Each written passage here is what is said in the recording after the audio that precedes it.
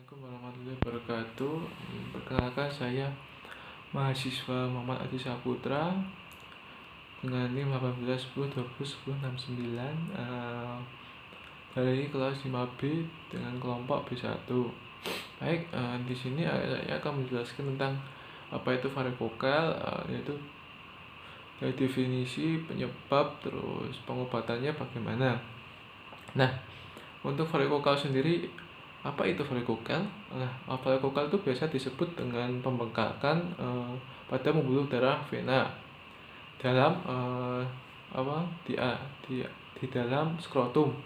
Nah, varikokal sendiri terjadi di skrotum yang berfungsi sebagai penahan testis serta mengandung arteri dan vena di saluran spermanya, atau biasa disebut dengan spermatic cord.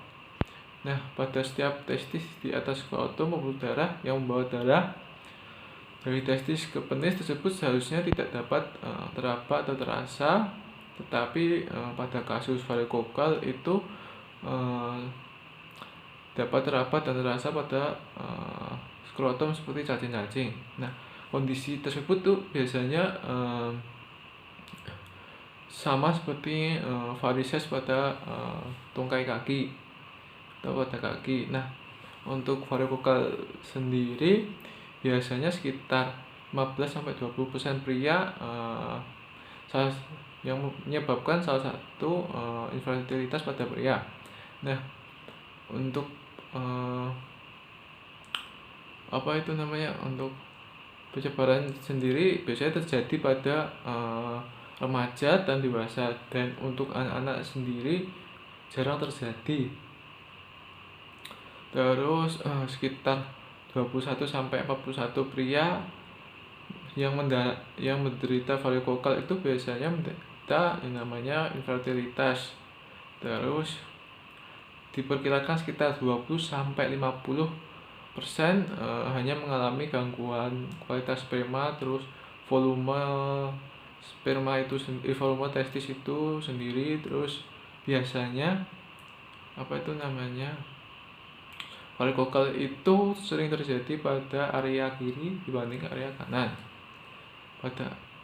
Terus penyebab sendiri belum diketahui ya. Terus biasanya pada varikokal terdapat peningkatan tekanan pada pembuluh darah vena. Terus katup pembuluh darah vena tidak berfungsi dengan sangat baik. Tanda gejala dari varikokal sendiri biasanya pasien itu mengalami nyeri skrotal dan pembekakan. Biasanya pada remaja tidak terasa dan atau tidak mengalami gejala apapun atau disebut asimptomatis. Nah, biasanya pasien juga datang ke klinik atau rumah sakit dengan rasa tidak nyaman mengganjal pada skrotumnya, seperti berat pada skrotumnya ataupun nyeri setelah si klien ini atau pasien ini berdiri sepanjang hari. Nah, biasanya di skrotum tersebut terdapat seperti benjolan yang teraba yang berbentuk seperti berkelok-kelok, seperti kumpulan cacing-cacing di dalam skrotum yang lunak. Terus biasanya klien atau pasien itu datang dengan gejala infertilitas karena penurunan aktivitas seksual karena varikokal yang bersifat asimptomatis. Terus pemeriksaan fisik yang biasa dilakukan itu yaitu inspeksi, palpasi, dan juga auskultasi.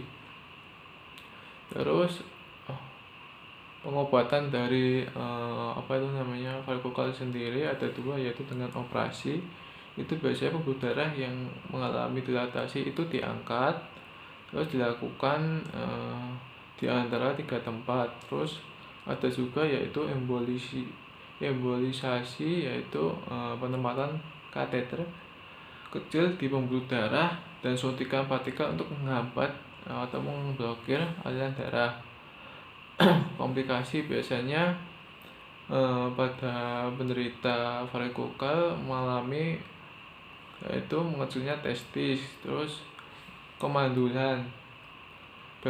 Cara mencegah dari varikokel sendiri itu adalah rajin berolahraga, konsumsi makanan kaya antioksida, hindari berendam pada air hangat, jangan menggunakan celana terlalu ketat. Nah, ini biasanya sering apa terjadi pada remaja-remaja sekarang, yaitu menggunakan celana yang sangat ketat.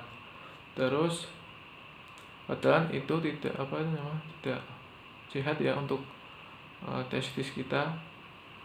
Terus suhu pada testis harusnya lebih dingin atau lebih rendah dari suhu tubuh kita. Ketika suhu testis itu meningkat 1 derajat saja bisa mengurangi jumlah produksi pada sel sperma kita hingga 40% dan mengurangi kualitas dari sperma tersebut. Nah, mungkin cukup sekian yang dapat saya sampaikan. Kurang lebihnya saya mohon maaf. Wassalamualaikum warahmatullahi wabarakatuh.